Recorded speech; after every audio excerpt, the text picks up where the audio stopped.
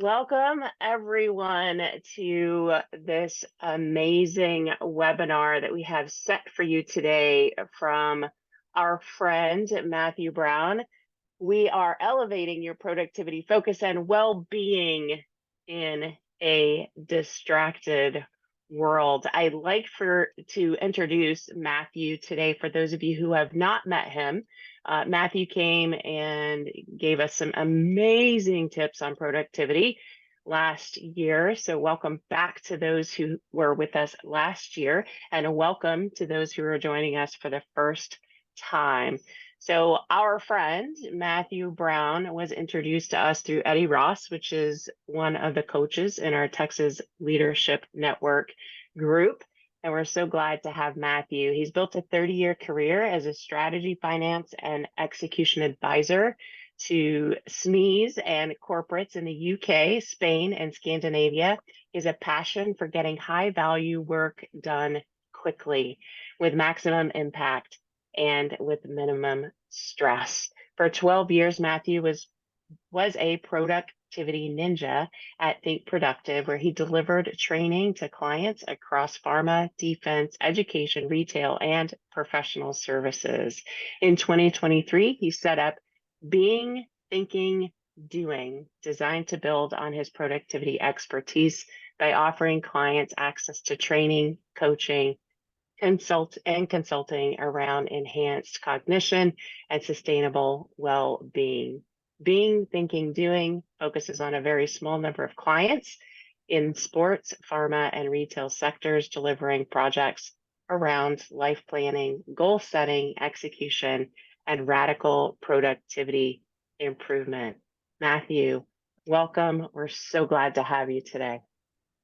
Trish, thank you for the kind introduction. I got really excited by just hearing you say that. I thought, I need to hear about this stuff, but then I thought, oh no, she's talking about me. Anyway, everyone, welcome. It's a great pleasure to be here today. And I'm grateful to Trish and the team for giving me the opportunity to share some thoughts with you. This is going to be a conversation over the next 90 minutes. So I would invite you to do a couple of things if this is at all possible. So if you are comfortable revealing what you look like, if you're able to switch on your camera, that would be a big help for me. This means you, Trish, just so I can see what you're doing. If you are still in your pajamas at this time of day, that's fine. No one cares about that stuff anymore. Second thing to mention is, in case of disaster, I'm not expecting, yeah, Dennis, I feel we bonded already. Hello. In case of disaster, stay where you are. I'm not expecting any technical difficulties, but you never expect any technical difficulties. That's what we've learned. So if I disappear, stay where you are, I'll be back, and that will all work fine. So to kick off, what we're talking about today is productivity, but a little bit more than that, how to focus, how to do good work every day. I think the challenge is this, that we all live in a distracted world. We're going to talk about distractions and interruptions today, but there's so much going on which is likely to pull us away from doing what we're meant to do, that it's really hard to stay on track. Does that sort of resonate with you as a problem? Staying on the stuff you're meant to be doing is hard. So we're going to go through some ideas on that. It's going to be a little bit of a gym session, a little bit of a mental workout. And what I'd like you to do, or to be able to do at the end of it, is just how to do things a bit better every day. You know, we're not going to fix this problem in the next 90 minutes, but if everyone can take away, I don't know, 4, 5, 6 things they could deploy in their work and personal life to do things better, that'd be a great thing for me. So, quick introduction. Tricia said it best, but very quickly. My name is Matthew.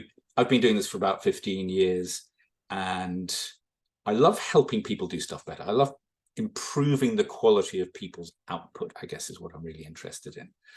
For the last 6 months, I've been working in a new venture, Being, Thinking, Doing. This started from my career in productivity, which is all about doing, right? Get stuff done every day. But then it occurred to me that if you're going to do things properly, you need to have completed your thinking. So that's about cognition. And to think properly, you need to be straightened out in terms of yourself, your well-being. So there's a complex relationship between these 3 things. And that's what my new ventures are all about. And I'm working with a very small number of clients. So I don't want to have more than, say, 6 to 10 clients, but I'm happy to share my best practice with you today. This is a discussion. It's interactive. Please use the chat box, which I'll be able to see. And if you have a chat box for quick questions and observations, use the Q&A box if you've got a bigger question that you would like me maybe to answer at the end, maybe something more that's going to be not addressable in, say, 30 seconds. So please engage.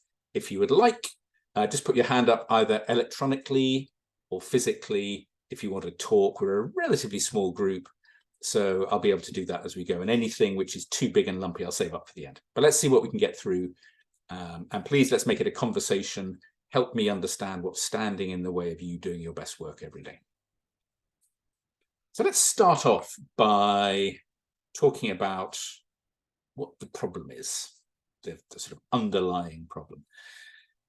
Let me ask you a question. Can you put your hand up physically or electronically if you ever have too much work to do, too much stuff, too many emails, too many meetings, not quite sure where to start? Dennis, that was very quick. I hadn't even finished the sentence. Dennis has got his hand up. So this is the problem, right? That we're always going to have more stuff to do than we can reasonably do in the time available. So there's a problem about workload, but it's hard to know how overloaded you are, right? So Dennis, since you put your hand up, let me ask you, do you have any idea? You can unmute yourself, I think. Can you just check that you can unmute? Yeah, you can do it. Yep. Are you 10% overloaded? Are you 30% overloaded? What's your view? Do you have any idea? Oof. It's greater than 10, I think. Yeah. And I would say it's a bit of a sliding scale. So if I decided to pull an all-nighter, I could pull an all-nighter and still have things that I would like to have gotten done. So yeah. It depends, urgent, important, but for the sake of argument, I'd say at least 30. Yeah, it is hard to, I mean, that's a good answer. There's things you can do to help. You can stay up all night working yourself to a standstill, but there's still going to be stuff you're going to want to do in the morning. So I think the first point to make is it's hard to know how overloaded we are. The point I'm going to make, and you can do a little exercise to work this out exactly, is that you're way overloaded. Here's your little exercise, not to do now, but maybe after this webinar, is get out your to-do list, make sure it's roughly correct and complete, roughly, and put a time estimate by each thing. That'll take 10 minutes, that'll take an hour, that'll take 20 minutes. And you'll find an interesting thing, which is you probably have something like 10 days worth of work on your plate and 1 day to do it in. So you have 10 days worth of load, 1 day worth of capacity. Something like that, maybe 8, maybe 12, I don't know. If that's true, and I think it probably is, your challenge is not, what am I going to do, stay up all night?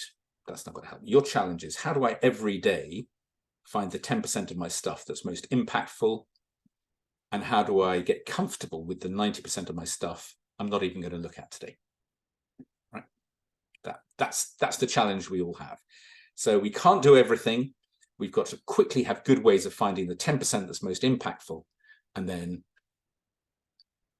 getting comfortable with the 90% of stuff we're not going to do. So that's the first problem. Way too much stuff. Working a bit harder is not going to help you. Second challenge we have is distraction. Right, so we touched on this a little bit earlier, which is all the things that pull you away from doing your best work. Maybe put in the chat, what are the things that distract you as you're going about your day-to-day work? Any ideas? Just let me have some suggestions. Phone, social media, Brian, come on. I thought it was just for teenagers. Anyway, just go on. What else? Mohammed's saying phone. What else distracts you? Family. Right, okay. I am, yep. Client calls, vendor calls, not wanting to do it. Okay. So calls, that's telephone, email. Yeah, so there's a load of stuff. If we think about all the things that could reasonably pull us away from getting our best work done, there's a lot of stuff there. So even if we can work out what we want to be doing, it's hard to avoid the distractions that prevent us from doing it. So those are two big problems: too much work, too many distractions. And the third thing is we need some sort of life, right? So Dennis gave the example of, I can pull an all-nighter. Yeah, okay, but you can't pull an all-nighter every night, right? I mean, that's not a sustainable thing. So we need to find some sort of work-life balance in whatever systems we put in place. So I'm going to guide you through some thoughts on that today.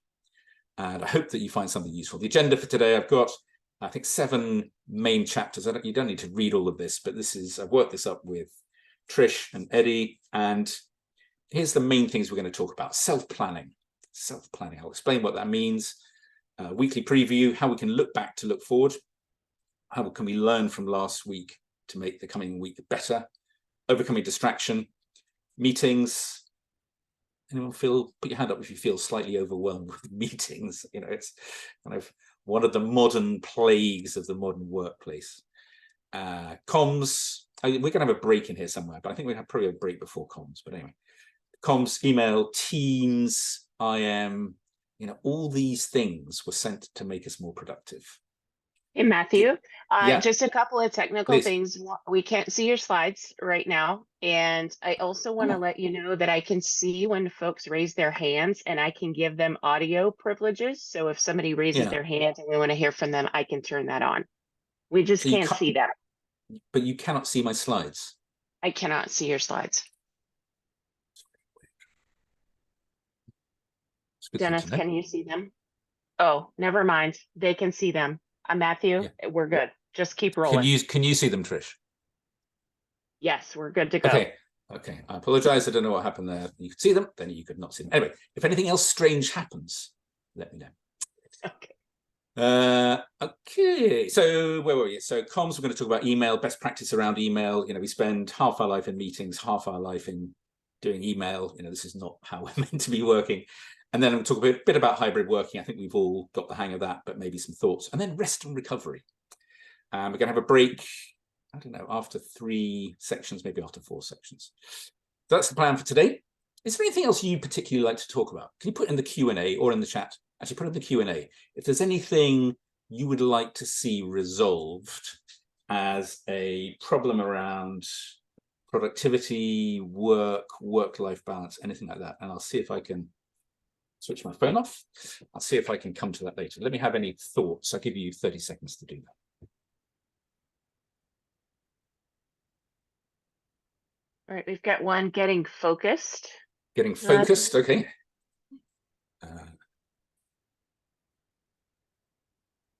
Anything else? Getting focused, okay. All right, we'll see how we get on. Okay, let's see how we do during the thing. Okay, things you might want to do as we go through today. There's no written exercises. You might just want to make a note if you have a little post-it note somewhere or some piece of paper. Just do a little 3-column table. Start, stop, continue. As I go through, I'm going to give you a couple of dozen top tips. As I go through, anything you think, I need to start doing that, put it in the start column. Anything you think that is terrible, I need to stop doing that, put it in the stop column. Anything where you think, I think I'm probably doing all right on that, put it in the continue column. One of the suggestions come in from Kristen, make my brain stop needing to get the little things done. Yeah, I think that's all of us. We all need to get the little things done, but quite often it's a distraction, so we don't have to worry about the big things. Am I right, Kristen? I think that's probably what we're doing. So anyway, start, stop, continue, and think about maybe 2 levels. If you have a team, what do we need to share with the team? How can we help the team work more effectively? And then the stuff that's just for me. So individual practices and then team practices. And we'll have a wrap up at the end. We'll see what people have taken away. So first thing we're going to talk about is strategic self-planning. I mean, this sounds like it's a very grand title, isn't it? But it does actually mean something. It means the habits and practices we put in place to manage ourselves. People talk about time management. People talk about attention management. I think a lot of this is really about self-management. So the comment that just came up about, I just need to get the little things done. That, and I'm not being critical here, but that's a failure of self-management. If we're spending all day doing the little things, we never get to the big things. That's a failure of self-management. But that's what we're talking about here. So what are we working on? Let's talk about the nature of our work. And I'm going to choose a victim at random from here, from the list of people. Let's see.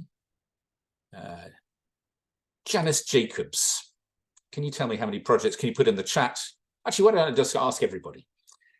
Let me ask you, how many projects are you working on at the moment? Can you put in the chat how many projects you're working on at the moment? Let's see what people come up with. 16. Greg, I mean, that's a... Janice, I'm with you. 11 billion, too many to count, at least 10, 3. I actually don't know the number. Elizabeth, you're the only person who is honest today. Brad, you're the other person. Yeah, actually, there's maybe a... If I ask the question, how many projects? Maybe there's a question you want to ask me back. Can anyone think of the necessary question if I was asking you personally? Put it in the chat. What do you mean? Thank you. Izzy, exactly. Define projects. Yes, Dennis, correct. So let's talk about this. So a project, a useful definition of a project is a desired outcome. It's an outcome we want to see true in the world, which is not yet true.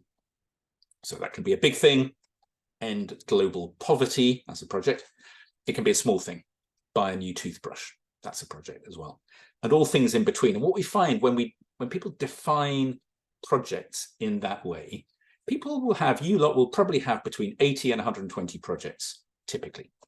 Outcomes you're committed to achieving across work and personal life that you haven't yet achieved. That's a lot, but actually, it's a good thing to know what they are. So first thing I'm going to suggest is get a big piece of paper, a very big piece of paper, if you've got 11 trillion, and map out what these things are. Put them into little categories: family, home, school, work, business development, client delivery, dreams and ambitions, vacations, whatever it is, into these categories and map out what it is and put it on a big piece of paper. Then you can start to see, right, that is my workload. That's a useful exercise. And then once you've done that, you can ask yourself the key question, and this is kind of David Allen, getting things done, way of viewing things. What am I going to do next about these things? What is the next for each one of those outcomes I'm committed to achieving? What am I going to do next? And once you've done that, you can start to make some progress, right? What is confusing and disorientating and prevents progress from being made is having lots of things you need to do, but not identifying what the outcome is and what you need to do about it. So across all our things, work and personal life, define the outcomes, call that a project, define the next action. Then life gets a bit easier. You can see what the options are for action. Think projects, think actions. Second benefit of this way of looking at the world is life becomes less overwhelming, right? Because the biggest project in the world just starts with a single action. You know, if I want to end global poverty, next action, phone Bill Gates, beg him for some money. I don't know, whatever it may be. Every project you're working on has a single next action. And that's all you have to worry about. What wears us down, what exhausts us, is the totality of a whole project. 1,000 things you have to do before you complete this. Don't worry about that stuff. All you can do, all you need to worry about is the next thing. Any comments, or let me have in the chat or in the Q&A, any comments or questions? So someone else, Izzy said prioritizing. We'll talk about prioritizing today. So map out projects, actions, focus on the next thing.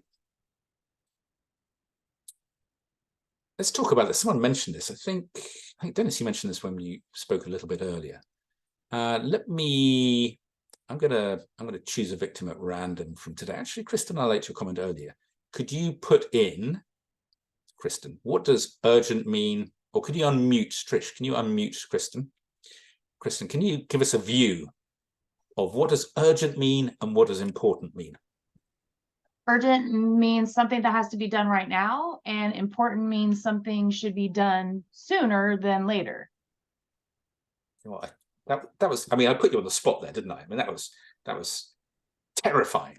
But you did beautifully. You did pretty well. So I'm going to give you a B+ because B+. Okay, A-. What are you, a star student? Okay, I mean, A- because that was within like 15 seconds, and yeah, you I know. asked me and I answered, so I get So, bonus. you're a talented person. How do you talk without moving your lips? I know, I'm pretty amazing. Amazing. Okay, I'll give the correct answer, as everyone else maybe was dying to say, is, so these are two different things, right? So thank you. Sorry to put you on the spot. Urgent means important. Let's start with important. Important means this matters, this needs to be done right. It's important. Urgent means this needs to be done right now. Two different things. Important is about quality and impact. Urgent is about time. People always get these confused. People say, this is really important. Can you do it now? Which literally doesn't make any sense, right? This is really important. Can you do it properly? That makes sense. So what we need to do is disentangle these two things, right? And stop treating everything like everything is urgent, because it's not. Some things are, most things aren't. And this is famously done by the Eisenhower matrix. You've probably seen Stephen Covey in 7 Habits of Highly Effective People talked about this. I just want to go through this really quickly. I've got 2 points I wanted to make, which might be relevant to your world of work. So can you see my cursor moving across the screen, or is that not available to you? You can. Okay, perfect. So for those who haven't seen this, this is an old thing, okay? I'm not presenting it as my idea or a new idea. So everything we could do can be mapped out in this little thing. Things are either urgent or non-urgent. Things are either important or not important. So Stephen Covey, when he talks about this, he calls it quadrant 1, quadrant 2, quadrant 3, quadrant 4. So quadrant 1 is firefighting, crisis. Everything is urgent. It's got to be done immediately. The world will end if it doesn't get done in the next 10 seconds. Quadrant 2 is more sort of methodical, forward visibility, planning, after action review, risk identification, mitigation, all that sort of stuff.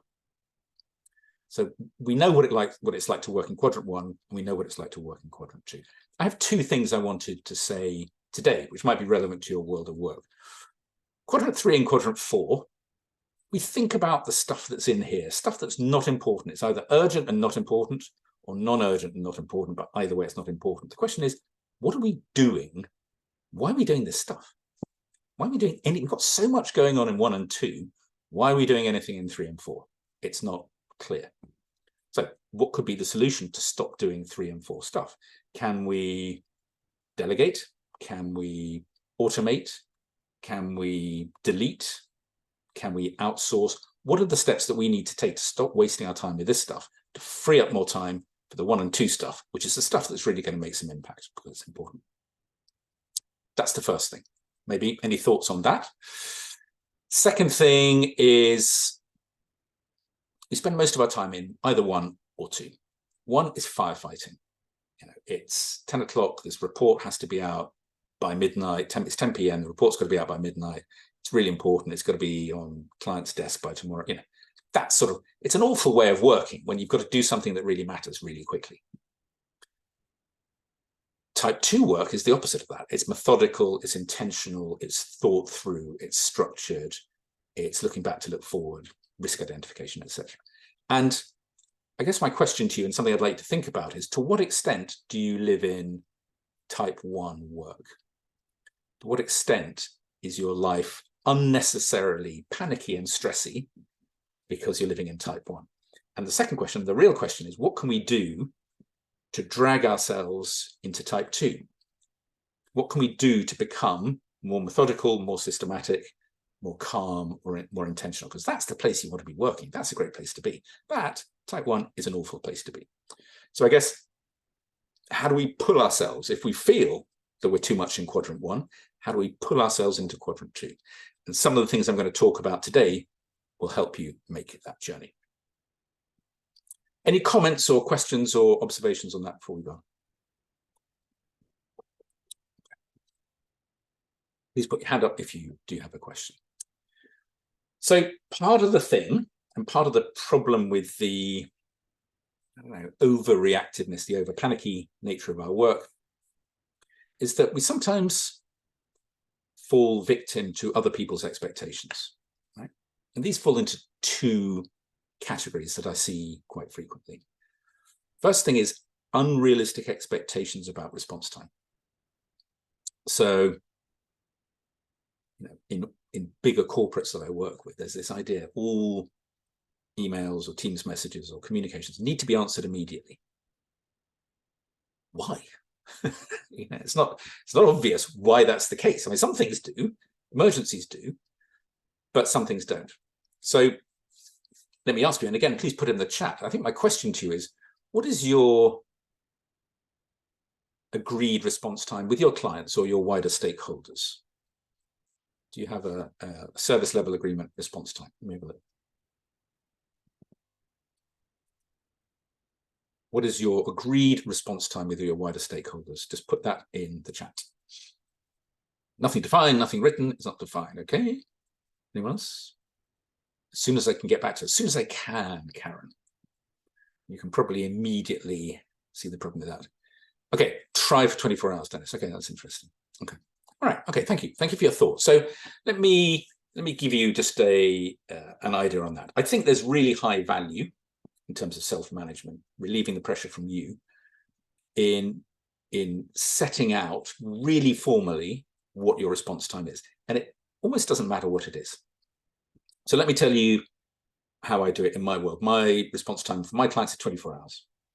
I don't work in an emergency type service, but it's not academia where things take years, right? So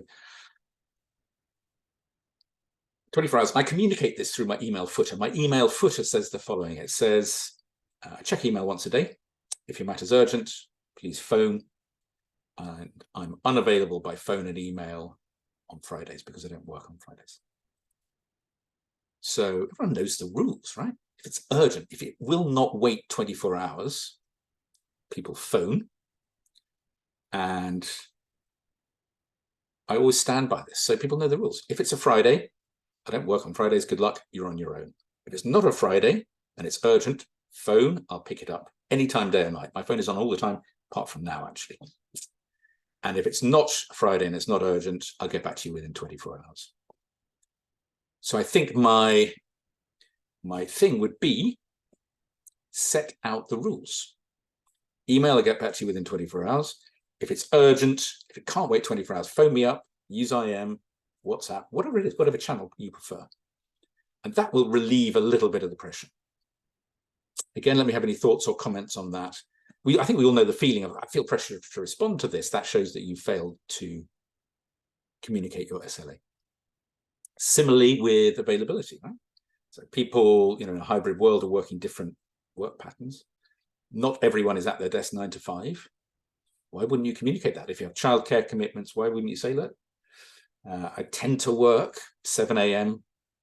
till 8:30, and then again 10 till 3, whatever it is.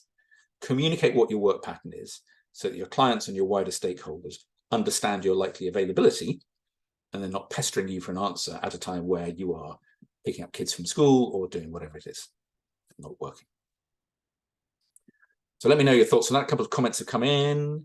Brian, you like the idea of put it at the bottom of the email, or find another way with clients particularly. We tend to be overly responsive to clients. Kristen, I think my issue is text call comes through. If I don't do it then when? Touching it more times seems wasteful. Yeah, so I think, Kristen, on that, you don't want to touch it more times than once, but just get it on a list. We'll talk about that in a minute. Emails down the to-do list. Okay, interesting. We will inbox as to-do list. We'll come back to later as well. Okay, perfect. So I think thank you for your thoughts. We'll come back to some of these ideas a little bit later on. But I think what I'm saying is this: if you don't manage people's expectations about your availability and your responsibility, they will draw their own conclusions and they will assume that you're available for a response anytime, day or night, which won't help. Second thing I want to talk about is brains. Here's your brain. Quick show of hands. Can you put your hand up if anyone has 2 brains on this call? Thank you, Trish. Thank you. Gosh, no, normally no one puts their hand up, but you've done one of my workshops before, Trish, so you understand the 2 brains. Explain yourself. What are you talking about? Oh gosh. So I'm probably not going to be in line with what you were actually going for, Matthew, but there's part of my brain that wants to go and work on all of the creative and project type stuff that I love to do. And then there's the other part of my brain that I struggle with, which knows that I need to be doing certain things that are important that I'm not doing. Yeah. Is that helpful? No. Thank you for trying. Actually, so we will talk about that. That's not what I was going to talk about, but we'll come on to that later, because that's a sort of, you're pulled in different directions by your interests and activities. We'll maybe talk about that later. What I'm talking about is this: that if you try and do I've had 2 brains for about 15 years. It works really well. Okay, so I have one brain, which is this brain, which is empty and available for thinking. I don't keep track of anything in this brain. We need a second brain, which is an organizing brain. So you're all too young to remember a filofax, but this is a brilliant organizing brain. So here, just to prove I'm not making this stuff up, here's my filofax, okay? It's an analog system for keeping track of all your stuff. So I've got two brains, a thinking brain, organizing brain. The two brains talk to each other, but it frees up this brain from the task of keeping track of stuff, which is really quite a burden. So what I would say to you here is, if you're trying to keep track of stuff in your head, don't. Outsource it to a second brain, which can be a filofax or a spreadsheet or a productivity app or Microsoft Teams, whatever you want. Just get it out of your head into some sort of system where you can organize it, and the two can talk to each other. And you'll find that is a much better way of doing it. You will know if your brain is overloaded. Please let me know if your brain is overloaded in the chat. I'm imagining Kristen's going to fall into that category. I don't know. Okay, thank you. So, and this will help us to start the day well, right? So how do we normally start the day? Social media, before we even open our eyes, we are on our stupid phones. Stop. Top tip number one, stop all that stuff. Start the day intentionally. Cup of tea, piece of toast. I don't know what people have for breakfast in Texas. What do people have for breakfast in Texas? Can someone put in the chat? I'm thinking some sort of egg thing. Brisket. Protein smoothie. Get a grip on yourself, Jesus. Okay. Have a decent breakfast. Don't have a protein smoothie. And when you get to your desk, so don't start thinking about work before you get to your desk. When you get to your desk, don't go straight into email. Kristen, I'm talking to you. Don't go straight into email. When you get to your desk, go to your second brain, ask yourself a simple but powerful question, which is, what are the three most important things I need to get done today? These are the daily big three. What are the three things I need to get done today? And if I get them done and nothing else, it will still be a good day's work. Put those on a post-it note, bang, in the middle of your desk, so there's no escape. Once you've done that, then go into email. Have a look at what's arrived. If something more important's come up, it needs to go on the list. If, as is more likely, it's just the same old stuff as yesterday, put away your email and get going on your three most important tasks. And this is a really good way of starting your day in a proactive fashion. Not this kind of reactive being pulled by other people, but proactive. What are my priorities? Kristen, you talked about, you alluded to Inbox's to-do list. The to-do list is a complete list of other people's priorities. If you allow that to drive your day, your priorities will disappear. So I'm saying set your own priorities. DB3, Daily Big Three, is a great way of working. If you think about it, if every day for the next 365 days, all you ever got done was your three most important tasks, three most impactful tasks, you would have a great year, I think.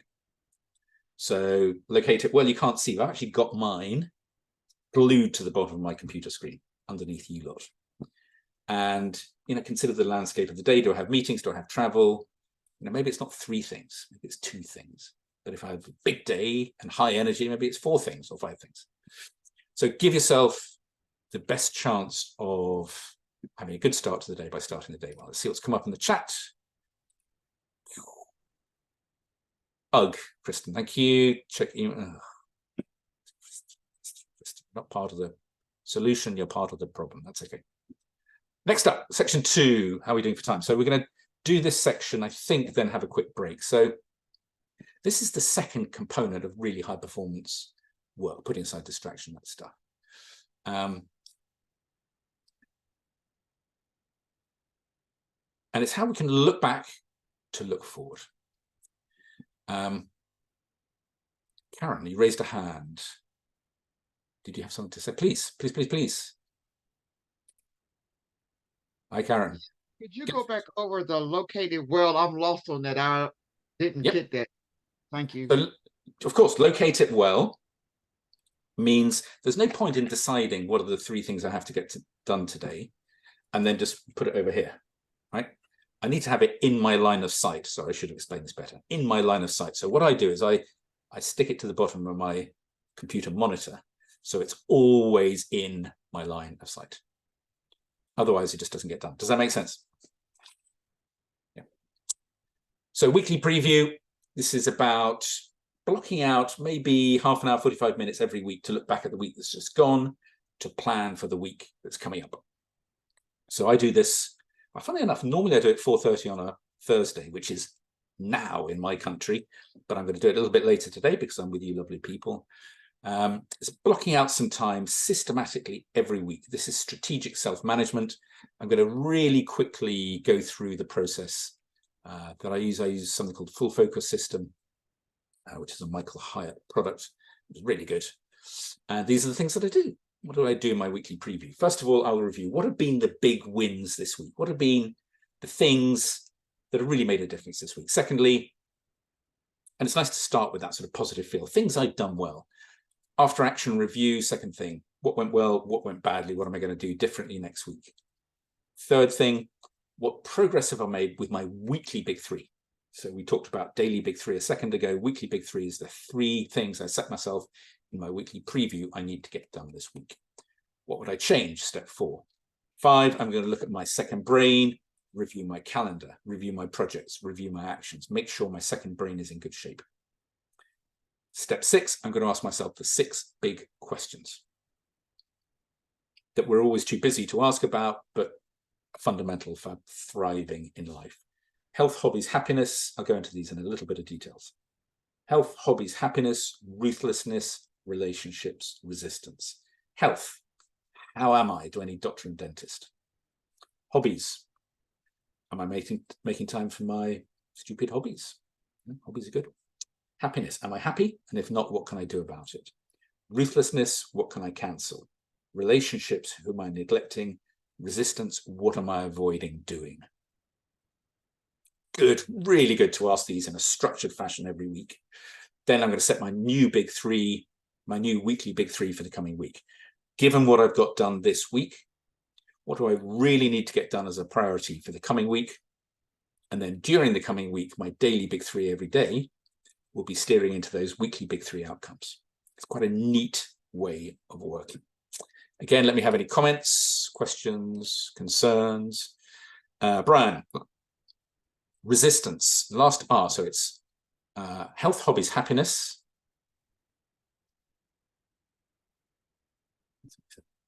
Ruthlessness, I forgot it myself. Ruthlessness, relationships, resistance. Resistance is stuff we're avoiding doing. And, you know, we all have this. It sits around not getting done for weeks. You know, grow up. Either decide to do it or decide not to do it. Doesn't really matter. So that's my process every week. And I would say this is a fantastic part of my strategic self-management. Just reflecting on the week that's gone. What can I learn from it? And helping to use that as a springboard for the coming week. You've got a couple of minutes. I think I'm going to, any more questions on that, please? I'm going to see if I can do the section 3 before the break. Health, hobbies, happiness, ruthless relationships. Yep, that's right. Okay, any other questions on the weekly preview? It's kind of a killer app for personal and life productivity, in my view. Okay, if there's any other questions, let me know. So we're going to talk about distraction. I think we identified these earlier. Sort of eats your day. It's things like email pop-ups,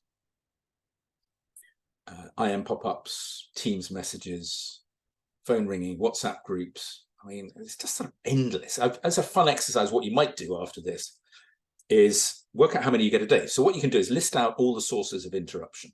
So phone ringing, WhatsApp group, email pop-up. Just list them all out and then work out, estimate roughly how many via each channel do you get every day, and then add all those up. So I get 5, I get 100 emails a day, I get 20 WhatsApp messages, I get 6, whatever it is, add it all up. You probably find you might have 100 interruptions or distractions every day. And if you've got 8 hours of working day every day, that means that you've got, let me do the maths very quickly, you've got about a distraction coming in every 5 minutes, right? No wonder we don't get anything done. This is the reason, because we're constantly distracted. If we respond to these things, so what can we do to block out the distractions? First thing, can we switch these things off? Right? So particularly when we're concentrating, I've got a bit of work, need to get my head down and concentrate. It's going to take me an hour. Can I switch off Outlook? Can I switch off email? Can I switch off my computer altogether? Or can I switch off everything on it that's likely to distract me? Can I switch off my phone? That's maybe an idea. Because we know that if we allow ourselves to respond to everything as it comes in real time, we're going to get nothing done. That's just a fact of life. Or can we silence it? Definitely the phone. Can I put my phone on airplane mode for an hour? Well, I think if I've managed my clients' expectations about responsiveness, I should be okay. I've said to them that, email me, I promise I'll get back to you within 24 hours. If it won't wait, phone. If my phone's off, it means I'm in a meeting or in a critical activity. Just manage expectations. Or abandon. Is there anything we can just choose not to use? I was on a project recently. They used something called Slack. Has anyone come across Slack? It's on the surface. Dennis, I don't know your view, but on the surface, it's a communication tool. Really, it's designed to make everyone lose their mind. It never ends. This is the channel for low value. I'm going to get a loaded firearm and shoot my PC type distraction. So I just said to the team I was working with, I said, look, if you love this, use it. I'm just not going to use it. And it's fine. I got through everything. Email and the phone works fine for everything. So I guess my point to you is, can you tactically switch off things when you need to get work done and strategically choose not to use channels? Can you choose not to use IM? Can you choose not to use WhatsApp? I'm not on WhatsApp. Life continues to turn. As Eddie will tell you, I'm not on WhatsApp. So these things will eat your day. And the more you can fight back against them, the more work you get done. And obviously the biggest distraction of all in our day is other people. It never, ever ends. Other people, needy clients, needy family members, needy pets, you name it. So what can we do about that? Let me give you a framework for effectively dealing with the people who matter most in a really good fashion. So let's say that, Trish, let's say you and I, choose someone who's not Trish. I'm going to choose another victim here. Let's see. Lillian. I don't know why I've chosen you. I just like your name. Let's say you and I work in the same office, the same team, working on the same stuff. How many times a day are you going to ask me a question? 10 times, maybe. 10 times. I know. Thank you. I thought that would be the... I'm going to ask you 10 times as well. Because we're working there, we're working on stuff together. So 10 times a day, I go, oh, Lillian, really quickly. Interrupt myself, and I interrupt you. 10 times a day, you go, oh, Matthew, really quickly. And you interrupt yourself, you interrupt me. We do that 20 times a day. If each interruption takes, I don't know, 6 minutes to have the conversation, resolve the thing, get back into our work, that's 2 hours of our day gone to these little interruptions. It's crazy. So let's do a better system. Let's find a better way of doing this. What I'm going to suggest is the agenda system. This is really good. It works like this. I have a piece of paper on my desk called Agenda Lillian. You have a piece of paper on your desk called Agenda Matthew. Anytime something pops into my head I want to talk to you about that is not urgent, just write it on my Lillian agenda. You're going to do the same for me. Then, at an appropriate interval, maybe once a day, maybe twice a day, maybe twice a week, maybe once a month, whatever, we're going to have stand-up Teams call or stand-up face-to-face meeting. You go through your stuff with me, capture the projects and actions. I go through my stuff with you, capture the projects and actions. Then we just get on with our lives. So what we do, say we do that 5-minute meeting once a day. We take out 1 or 2 hours of interruption, put in 1 5-minute meeting. That's a big win. Urgent stuff, interrupt. Matthew, the building's on fire. Please don't put that on a list and tell me about it tomorrow, okay? Let me know now. Urgent, interrupt. Not urgent, batch process it in a little batch. Does that make sense? Do you feel happier, Lillian? Do you feel like we've improved our working relationship? You don't have to answer this. It's fine. It's fine. So what's this about? This is about batch processing. Batch processing is a massive productivity gain. Deal with all those conversations in one go rather than 100 little goes is great. Secondly, there is a question about the frequency. So if I'm a new member of Lillian's team, I'm going to need a bit of support. So maybe 3 times a day we have a little meeting. But as I become more experienced, maybe once a week, maybe once a month. And I don't do this with everybody, but I do it with the 6 or 7 people that matter most to me. Boss, key co-workers, key partners, key clients, wife, dog. That just means I keep track of all these conversations. I don't have to keep it in my head. I don't have to interrupt people all the time. It's a really good way of working. So we're going to break now. We've gone through really quickly. I'm going to have a break in a couple of minutes, but can you please put in the chat or in the Q&A anything you want to talk about, anything that I've talked about that's not clear, let me know.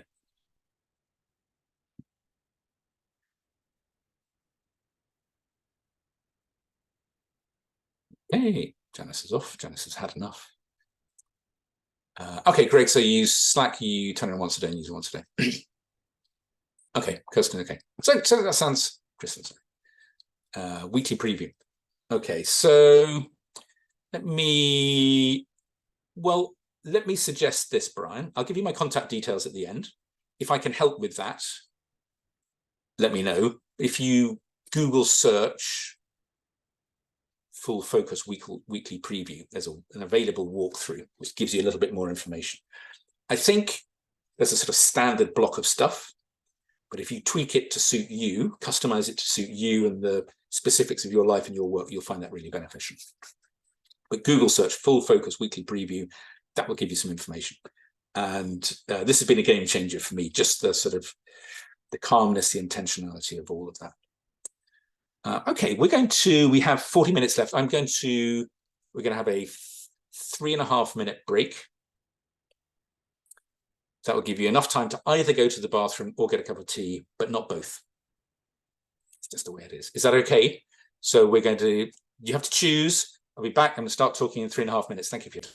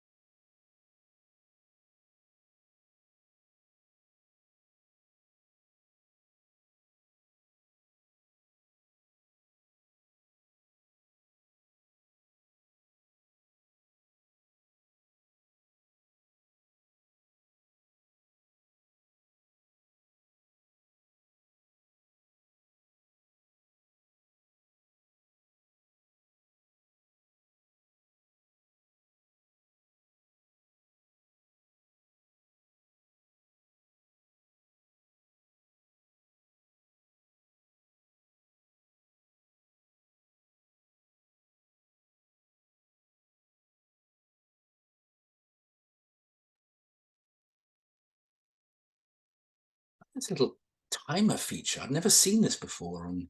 Did you just, how do you get to that, Trish? How do you get? There's a little app icon in your navigation bar for Zoom. Mm-hmm. If you go to that application, and Yeah. this is good for everyone, whoever's still on listening, and you can set a timer on your Zoom so that you don't go over. So you go to apps and then you do a search for a timer. Thank you. That has made this whole, I mean, the exercise was worthwhile, but you've made my day, Trish. Thank you. Can you also, while you're there, can you hold up your coffee mug, please? What's the size of that thing? Who drinks a mug the size of their own head? I mean, that's, you do. Okay. Right. That's enough about you, Trish. Let's get back to your network. There's Okay. still all kinds of witchcrafty stuff like that. Witchcraft. Now that is an interesting topic. Thank you. Welcome back, everybody. Thank you, Trish, for the timer thing and the coffee mug thing. Let's keep going. There was a question that came up really quickly. So, Lillian, could you talk more about ruthlessness? Yes. So, here's what ruthlessness is about. We're all overcommitted. We've all said yes to too many things. And as part of my weekly review, weekly preview process, I'm going to ask myself, what are the areas where I'm overcommitted, where the world wouldn't end if I just cancelled that thing or delegated that thing or delayed that thing? We all have these things. And I think it's just quite a grown-up conversation to have at some point. So that's something I found useful. Anyway, let's keeping on. We have 35 minutes. We have a lot of stuff to get through, so I'm going to speak very fast. Just meetings. So, meetings. Plague. So let me just really quickly go through some top tips to have fewer meetings, shorter meetings, better meetings. So I do without sounding overly commercial, I do workshops on work, meetings, email, stuff like that. So this is a condensed stuff from the more complete workshop. So if it's condensed, please excuse me. First thing is, meetings are really expensive. People think, oh, let's have a meeting. Let's have a meeting. It doesn't cost anything.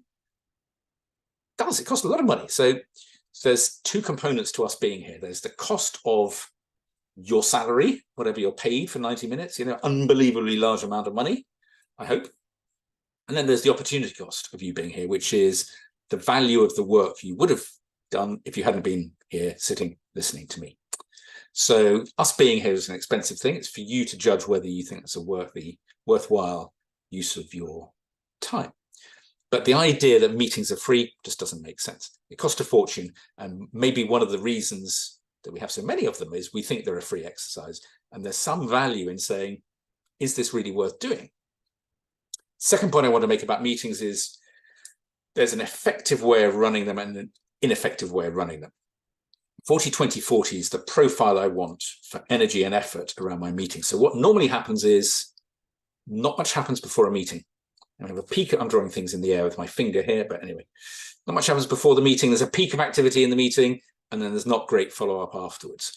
We want to invert that. This comes from a book called Meeting Together by an ex-colleague of mine, Martin Farrell, great guy. And he says, look, let's get 40% of the effort before the meeting, really good preparation, 20% in the meeting, short, effectively shared meeting, and 40% afterwards. So it's kind of an inversion of the bad way of doing it. And it works really well. So let's talk about each of those sections really quickly.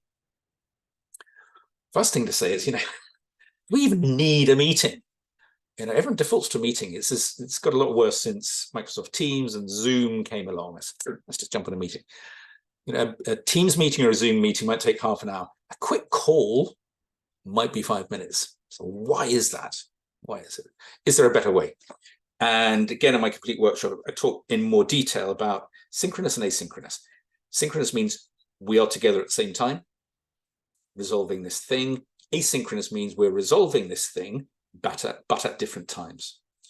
And there's a few things where we need to be together. This is one of them. Brainstorming sessions are one of them. There's plenty of things we can do in an asynchronous fashion. Email is really good for doing things. Again, one of the things we talk on the bigger workshop is don't meet right.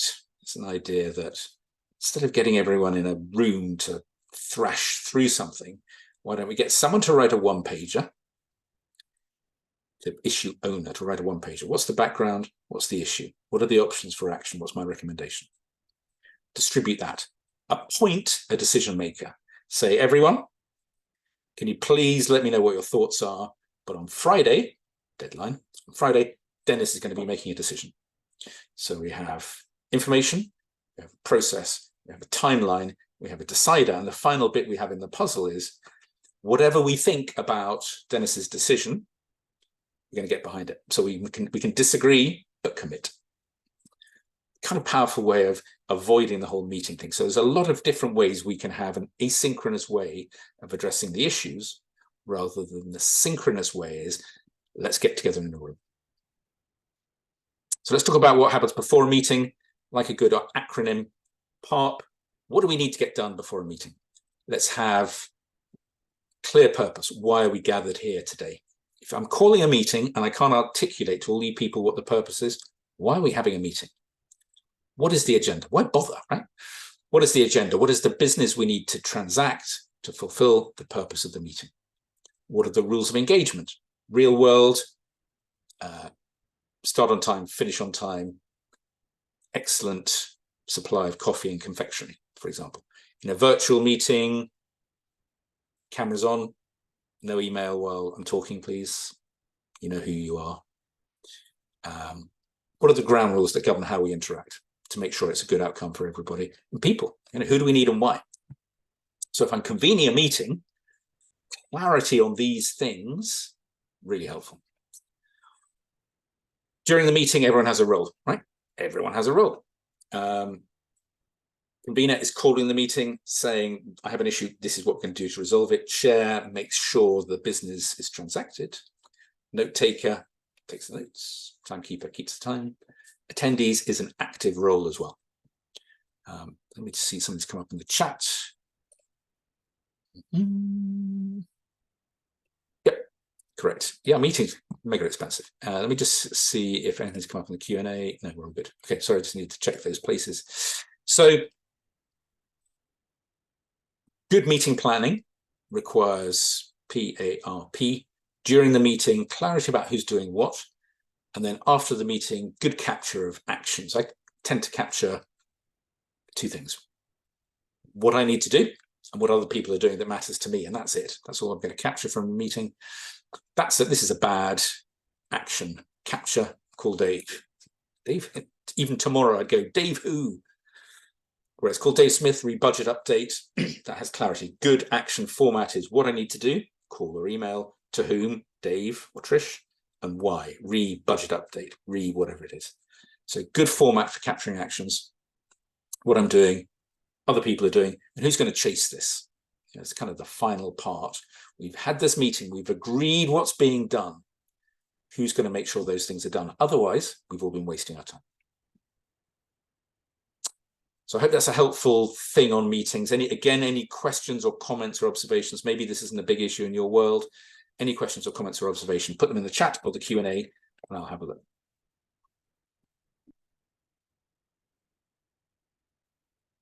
Next up, let's talk about comms. I mean, I don't know. I think you're all too young to remember pre-email days. Does anyone remember pre-email days? I just about do.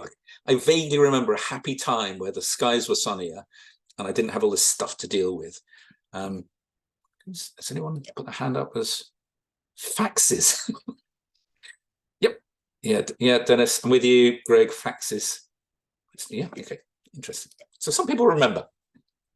Microsoft Teams, Outlook, these things were sent to make us more productive. It doesn't seem to have worked out that way. So let me share with you a few top tips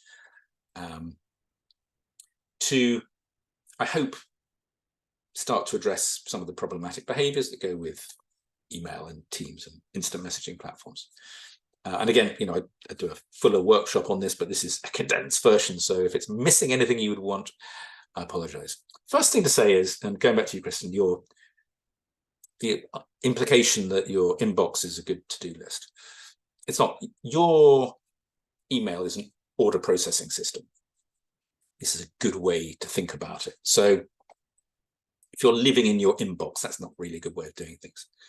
So I would recommend not checking email checking email says this to me. I'm going to look at email every time it pings, which is every 5 minutes. And in between every ping, I'm going to slightly obsessively check the damn thing every minute that I can. That's kind of slicing up our attention into tiny chunks of 2 minutes. I'm going to say, don't do that, batch processing. We talked about batch processing earlier. Batch processing means doing things that are similar in a batch. So I will batch process email 3 times a day. Let me tell you how I do it. It may work for you like this. If not, a variation of this will work for you. Don't live in inbox. I'm going to deal with email 3 times a day, 9 o'clock, 12 o'clock, 4 o'clock in the afternoon. So don't look at email before I get to my desk. 9 o'clock, go into email. I've mapped out what my daily big 3 are in my second brain. Get on my desk. Don't look at email. Mapped out daily big 3. Then go into email. What I'm going to do is I'm going to process. Every time I go into my email and process it, I'm going to process it down to 0. So I have an inbox 0 policy. Does anyone else have an inbox 0 policy? No emails in your inbox? No? Trish, come on. Okay. No, you have the face of a sinner. That's fine. I know. No, the other Stetzel though. The other Stetzel Other does Stetzel. have. Yes. Excellent. There's a good Stetzel and a bad Stetzel, and that's what we want to hear. Thank you. So every time I go into my email, I'm going to process down to 0. Processing means make a decision about each email. Put that thing in my second brain, and then file or delete the email. So 9 o'clock, go in, download, process down to 0, update second brain, 9 to 12, do some work. Amazing.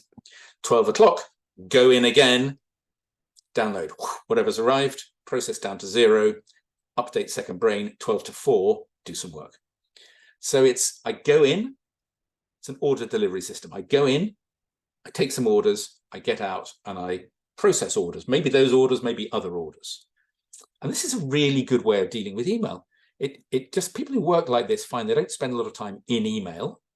They spend a lot of time working, doing the stuff you get paid to do, which is really thinking.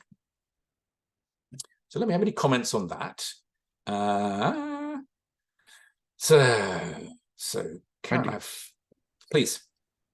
So I have found, so even though that I am the 0 email policy, more or less, but has anyone else ever found that when you jump on an airplane and they have Wi-Fi and you subscribe to it, that you can clear 5 days worth of email in a 3-hour flight, yet you can't seem to clear the email while you're in the middle of it? I think it just reinforces your point that if you block out that time, it's so much more effective because you're focused, it's uninterrupted, and the continuity of the threads, they just kind of come together and then you're done.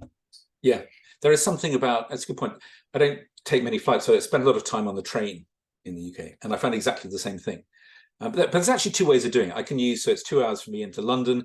I can use that 2 hours in 2 ways. One, clearing emails, which is fine, or thinking profound thoughts. You know, you're in a little metal tube, either up in the air or on a rail, right? You know, there's always good value stuff you can do, but it is interesting. If you block out the time, you can get through it.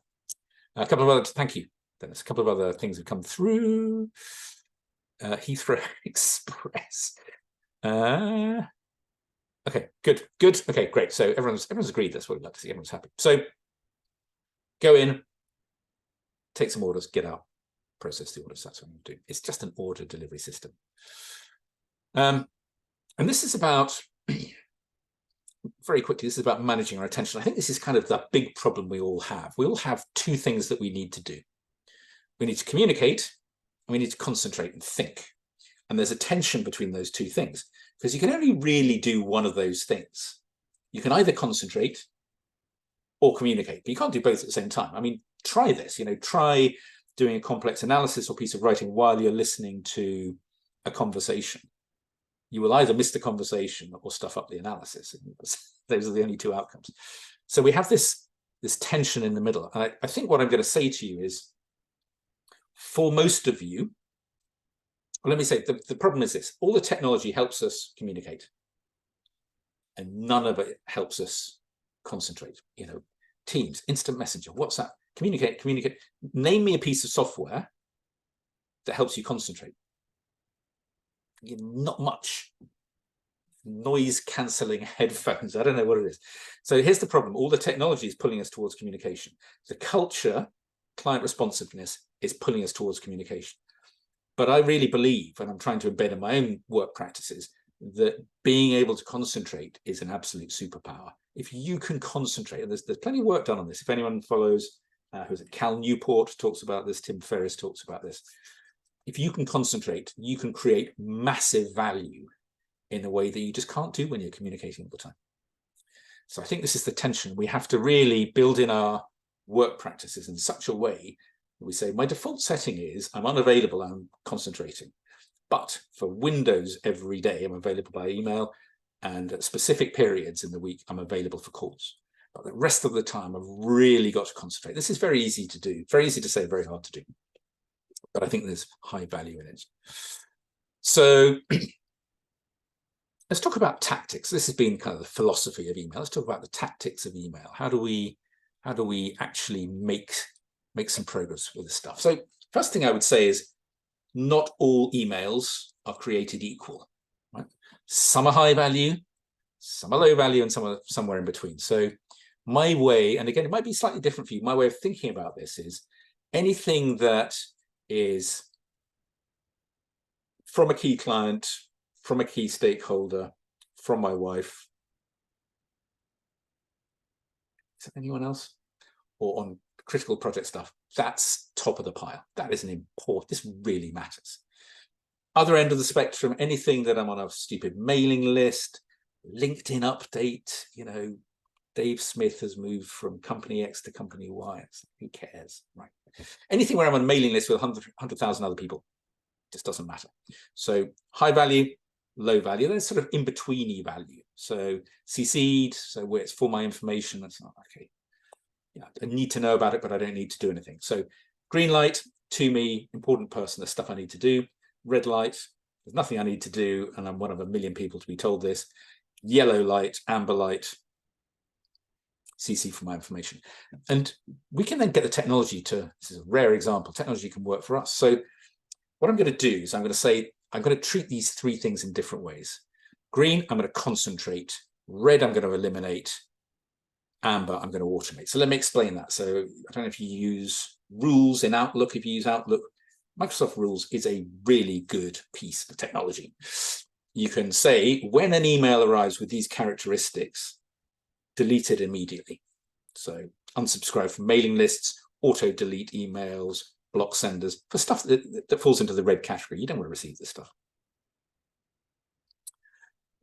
Amber, you can use rules to process that automatically. So I have a CC folder, and I've set up a rule, when an email arrives where my name is in the CC line, put it automatically and every time in the CC folder. It's out of my inbox, doesn't even go into my inbox. And at the end of the day, I can see, oh, I've got 22 emails in my CC folder. Let's go and have a look at those. They're not priority. And that leaves, because I've deleted the red and I've automated the amber, just stuff in my inbox is important stuff. And this is getting the technology to enable me to focus. So I probably get about maybe 30 emails a day in total. And most of those are red or amber. There's probably about 5 a day that really matter. 5 a day that really matter. So this is how we can get the technology to really work for us. Let me just have a look in the chat. So Kristen used the rules. Yeah, I mean, it's weird. Maybe 20% of Outlook users use rules. Rules is the best piece of functionality, I would argue, in the whole thing. So that's getting the tech to help you. And before we move on, any questions on email? Let me just take a slow look. Anything else you want to discuss?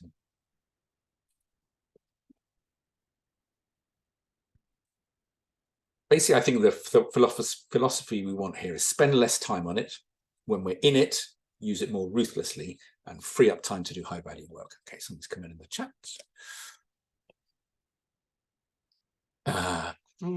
So look, help rules for sending this phone. Yeah, correct. Nice, thank you. Top tip, Kristen. Yeah, top tip, like it. Okay, let's go on. So see how we're doing for time. We have 18 minutes left.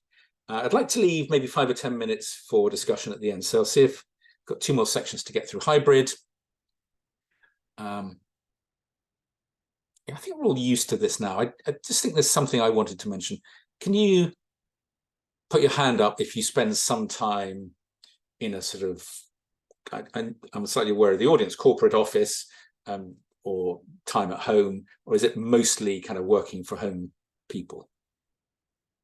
Can you just put your hand up if you are genuinely hybrid, or are you rather, yeah, so you're genuinely hybrid. Okay, good.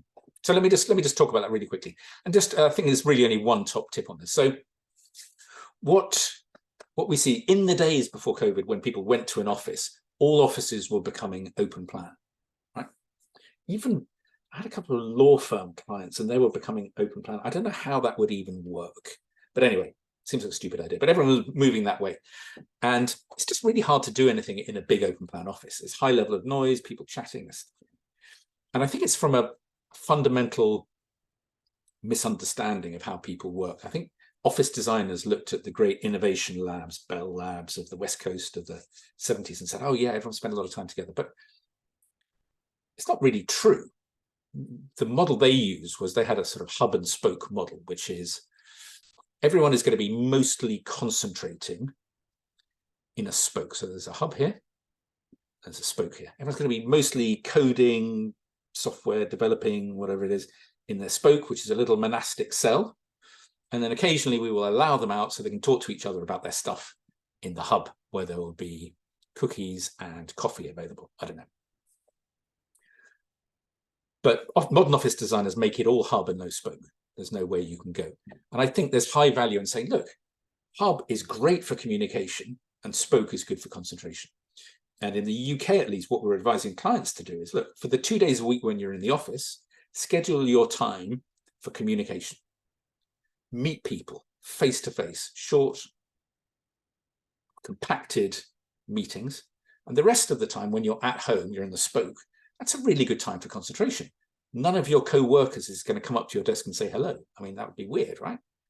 So hub, office, communicate, spoke, home, concentrate.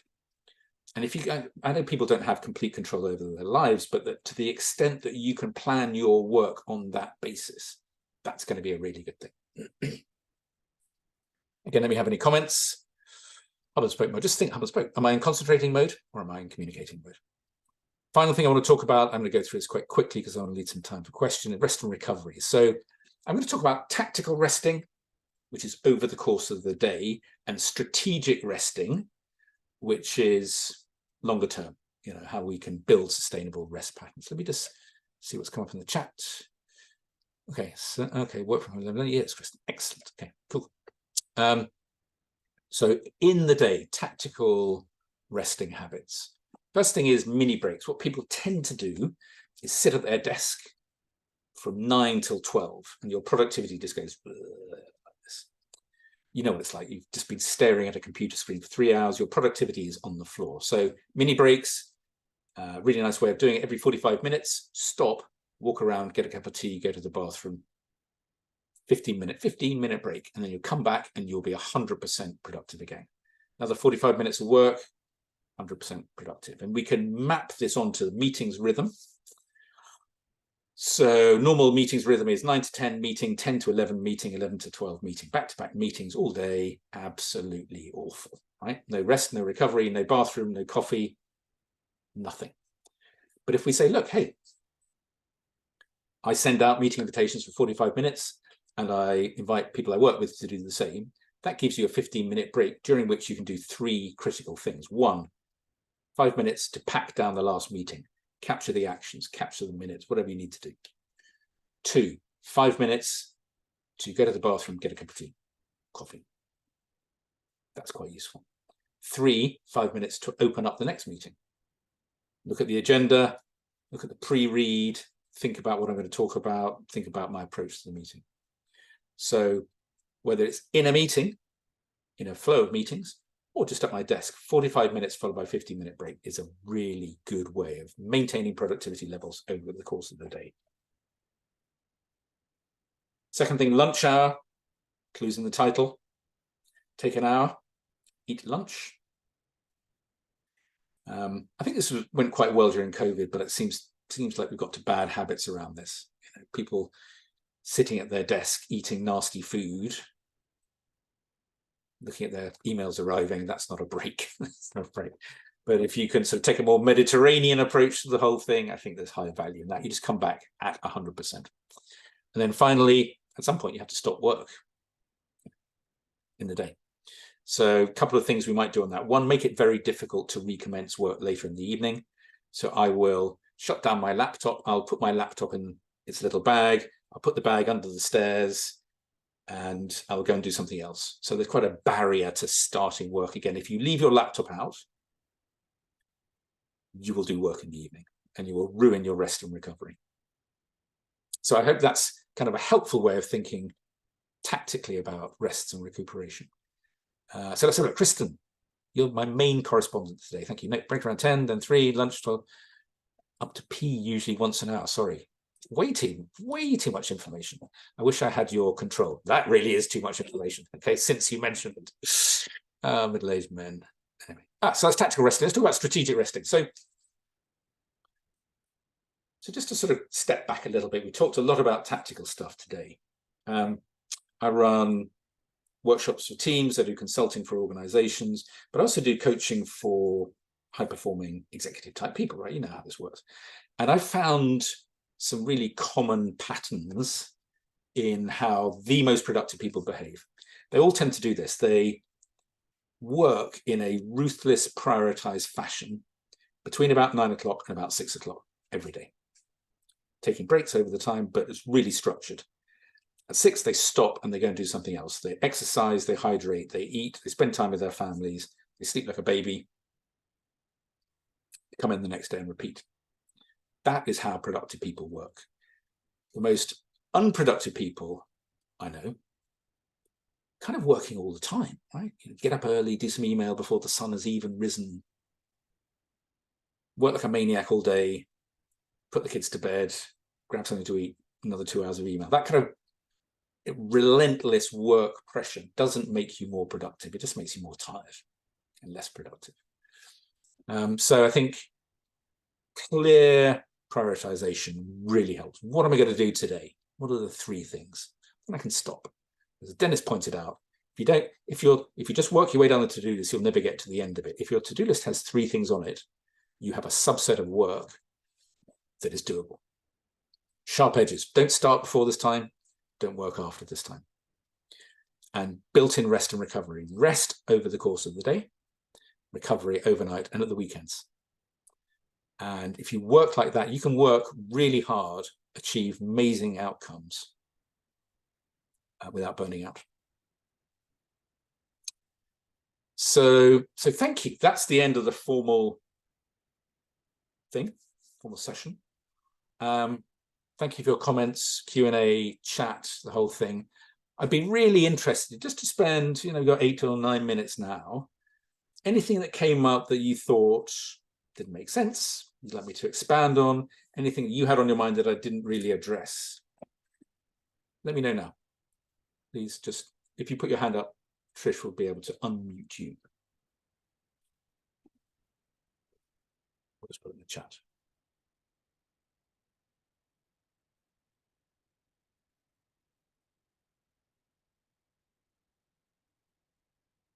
Okay, go ahead, Elizabeth. Hi. Yes, so my position is I'm an executive assistant to 3 executives, including the CEO at the company I work for. Mm-hmm. So it doesn't work for me to block out times that I can not have email or IM available. So what I've done is I've tried to, first thing in the morning, I actually will look at email and IM, but I'll try to limit to the first half an hour of the day and get the important things done, and then switch to a high priority task. It doesn't always work, but I find that helps. What is hard is that people will email me, not for non-important things, and other people at the company will email me, and then they'll instantly IM me and say, "Hey, I just sent you an email," and I feel like, should I reply to the IM? Should I wait until I can get to the email? What's the best way to handle that type of situation? I think that's a very interesting question, Elizabeth. you can train these people to be normal human beings. That's the good news. So a couple of things. First of all, if you're a PA, that is quite a reactive job. Some jobs are reactive, some jobs are not reactive, but it's not as reactive as most people think it is. So I think it's critically important to do a couple of things. And I do a mini workshop on Boss PA stuff. So just to boil down some of the content. First thing is, have clear rules of how you're going to work with Boss. So that means we're going to have a 5-minute stand-up meeting, 9 o'clock, 12 o'clock, 5 o'clock every day, just to go through stuff as it comes in. Keep Boss away from calendar, keep Boss away from email. That's where you add your greatest value, by being the gatekeeper around that sort of stuff. Second thing is, with everyone your boss is communicating with in the outside world, have absolute clarity about how you're working. So I talked about managing expectations. I would put on my email footer, so this is the way it works, is right. So someone emails you, 2 minutes later they haven't heard back, they IM you. 2 minutes later they haven't heard back, they'll send you a WhatsApp or something. So, come on, so how to behave for urgent stuff and how to behave for important stuff needs to be in part of your service level agreement with the outside world. So I do it in my email footer. So say, look, please email me anything relating to Dave's stuff. Please email me and I'll deal with it. If the matter is burningly urgent, please phone me up. Here's my number. And you would think, oh, everyone's going to phone all the time. Actually, people don't really phone. People, if you treat them like adults, they're able to figure out, is this really urgent? Will this really not wait an hour? So I think some expectation management around facing the outside world and clarity of how we're going to work together with your boss or bosses, I think will really get you over the line. Hope that helps, Elizabeth. Thank you for your question.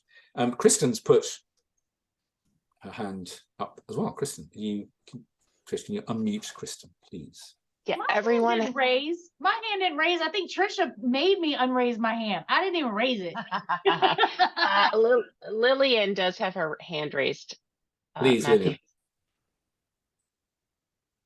Lillian. Thank you for your presentation. I feel like I've done this a lot in regards to the projects and like writing a list of all of the things that I wanted to do in the past. And then a year later, and half of those things or none of those things have been addressed or anything, just because life happens. Yep. And so going forward, like, do you just like forget everything you did in the past and then just make a new list going forward? Or like how do you help to improve like commitment or sticking with it, and then addressing what's important now when you have a whole list of stuff that you haven't done in the past? And how do you let go of those things? I think that's a good question, Lillian. I think we all have that. The things that we have failed to do. The list of things we've failed to do is always much longer than the list of things we have done. That's just a fact, right?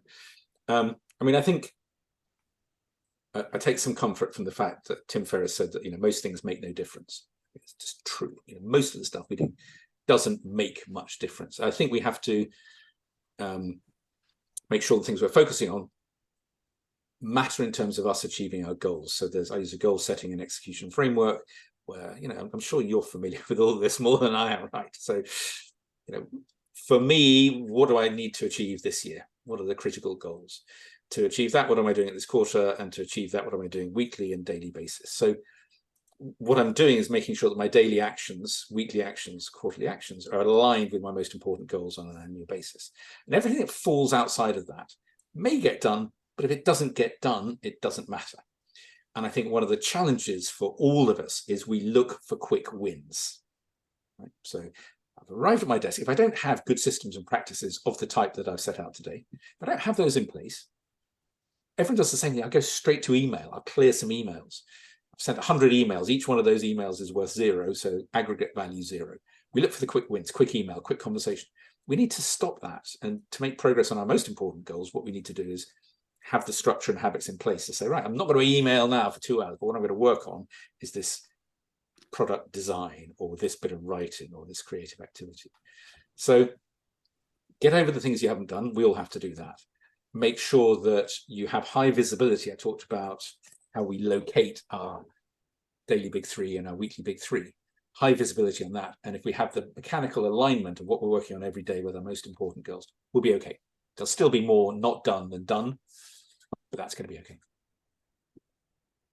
Good question. Thank you. Any other questions? Let me see. Something's come up in the chat.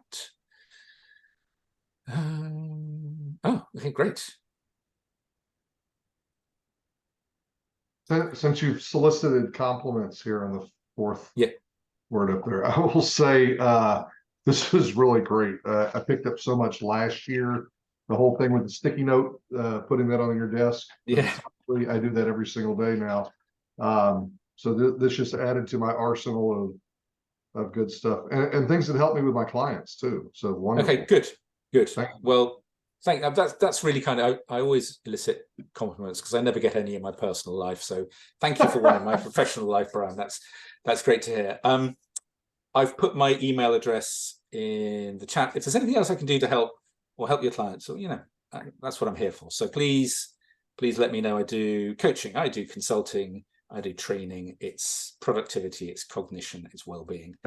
And if there's anything else I can do, particularly to help any of you today, do let me know. But thank you for the opportunity, Trish. Really appreciated it. Dennis, Eddie, everyone, thank you.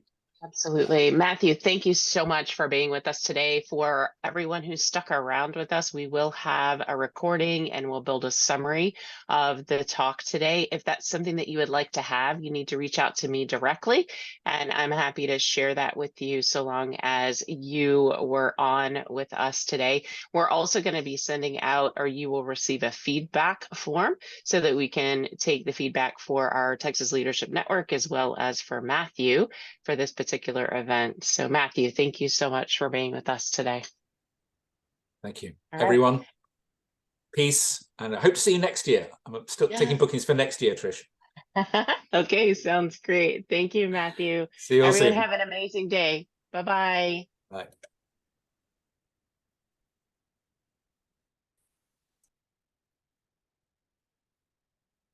I'm trying to do this thing. Somebody could do that and they would get balloons on there. You're muted. Oh, all right. Meet you inside. Okay, sounds good. All right. See you there. Bye, everyone. Bye.